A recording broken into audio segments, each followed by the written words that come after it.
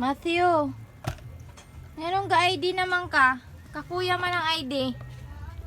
Meron ga ID ka? Muskul ka? Muskul ka? Asa, pakit ako.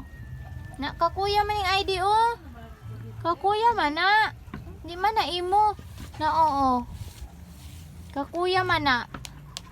Ayaw sulati. Mawala ng kagwapong kuya. Hala. Nag-ID nga ng bataan ni. Di ato ukalon be. Ato tangtangon be. Remove. Remove na ID. Remove. Nawa na. Kuha ng mama. Ato ikip ng ID ni kuya. Wala. Uy. Ayaw yan si kuya. Ako may kakuha. Hindi man si kuya. Ikip na ni mama ha. Sabi no.